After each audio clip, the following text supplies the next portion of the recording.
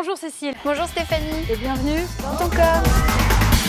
Qui dit vacances dit autoroute et rosée, mais surtout pas de rosée sur l'autoroute. Et on commence avec le sujet qui fâche. C'est tombé cette semaine, les autoroutes A75 et A20 pourraient devenir payantes. C'est ce qu'a annoncé la ministre des Transports. Ce qu'il faut savoir, c'est que ces deux autoroutes appartiennent à l'État, que l'entretien coûte cher et que la meilleure façon de faire rentrer de l'argent dans les caisses, c'est de faire payer l'usager via l'installation de péages. Et Sandra ouvre le bal et elle est très en colère. Salka ironise, avec les radars, je pensais qu'elle était déjà payante. Et pour Didier, ça lui en touche une sans faire bouger l'autre. L'A20 doit rester gratuite, c'est l'autoroute de Jacques, on ne doit pas y toucher. Mais revenons dans le concret avec Jean-Michel. C'est déjà 10,40 € en été pour passer le viaduc de Millau. S'il faut rajouter un péage autoroute, ça va faire cher le voyage Clermont-Béziers. Et Armel met le doigt sur un point important.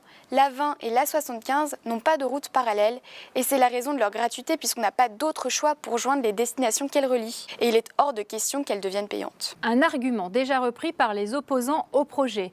Et on enchaîne avec Nico, pour qui cette proposition serait la goutte d'eau qui ferait déborder le vase. 80 km/h, on ne dit rien. Le prix des carburants qui ne cesse de monter, on ne dit rien. L'incitation aux alternatives aux énergies fossiles quasiment proche de zéro, on ne dit toujours rien.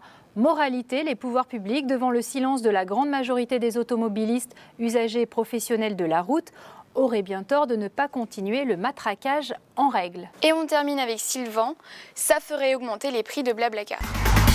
Mais boire ou conduire, Stéphanie, il faut choisir.